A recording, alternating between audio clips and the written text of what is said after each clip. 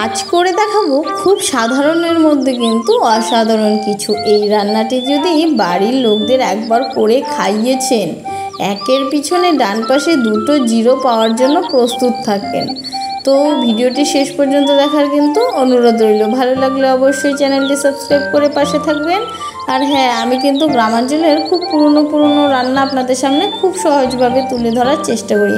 আশা করছি আপনাদের অবশ্যই ভালো লাগবে। আমার চ্যানেলটা একবার হলেও কিন্তু ভিজিট করে যাবেন।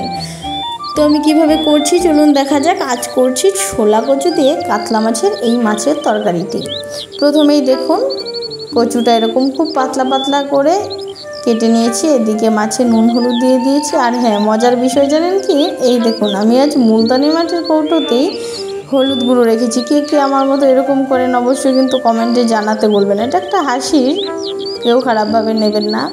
তো দেখুন এদিকে তেল বসিয়ে দিয়েছি। তেল গরম হয়ে গেলেই দিয়ে দিলাম মাছগুলো নুন হলুদ মাখিয়ে রাখা, দিয়ে উল্টে পাল্টে নিয়ে লালচে হওয়া পর্যন্ত মাছগুলো কিন্তু ভেজে নেব।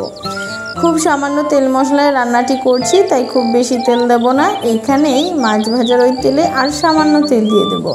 দিয়ে তেলটা গরম হয়ে গেলেই দিয়ে দেবো কিছু কুচনো পেঁয়াজ, দিয়ে মিনিট পাঁচেক নাড়িয়ে চাড়িয়ে পেঁয়াজটা লালচে হওয়া পর্যন্ত অপেক্ষা করব। লালচে হয়ে গেলেই ওখানে দিয়ে দেব কেটে রাখা ছোলা কচু। তারপর আর কিছুক্ষণ নাড়িয়ে চাড়িয়ে ভালো করে ওতে দিয়ে দেব পরিমাণ মতো নুন আর সামান্য হলুদ। তারপর দিয়ে আরও কিছুক্ষণ নাড়িয়ে চাড়িয়ে কিন্তু সামান্য আমি জলও দিয়ে দেবো, কেননা নিচ দিকে না হলে কিন্তু পুড়ে যেতে পারে। সামান্য জল দিয়েছি, খুব বেশি না, যেন পুড়ে না যায়। তারপর নুন হলুদ দিয়ে ভালো করে সব কিছু মিশিয়ে নিয়েছি, দিয়ে কিন্তু ঢাকনা দিয়ে দিয়েছি কিছুক্ষণ সময়ের জন্য। এতে কচুটা ভালো নরম সেদ্ধ হয়ে যাবে। তারপর এরকম করে ঢাকনা দিয়ে কিছুক্ষণ সময় ধরে কিন্তু ঢাকনা দিয়ে ভেজে নিয়েছি। এদিকে সেদ্ধটাও হয়ে যাবে, ভাজা ভাজাও হয়ে যাবে।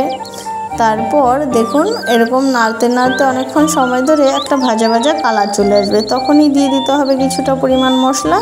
আমি দিয়েছি জিরে আর ধনে লঙ্কা, খুব সামান্য মশলা দেখুন বেটে নিয়েছিলাম, দিয়ে দিলাম। তারপর আর কিছুক্ষণ সময় ধরে মশলাটা কষিয়ে নেব, যতক্ষণ না পর্যন্ত মশলার কাঁচা গন্ধটা চলে যায়। তারপর কষানো হয়ে গেলে সামান্য ঝোল দেবো। এটা মাছের ঝোল হলে কি একটু মাখো মাখো করেছি, আমার এই তরকারিটা একটু মাখো মাখো হলেই বেশ ভালো লাগে। তারপর কিছুক্ষণ সময় ধরে হালকা আঁচে ফুটিয়ে নিতে হবে। আর দেখুন দেখতে দেখতে আমার রান্নাটিও হয়ে গেল। গরম গরম ভাতের সাথে পরিবেশন করুন, দারুণ খেতে হয়।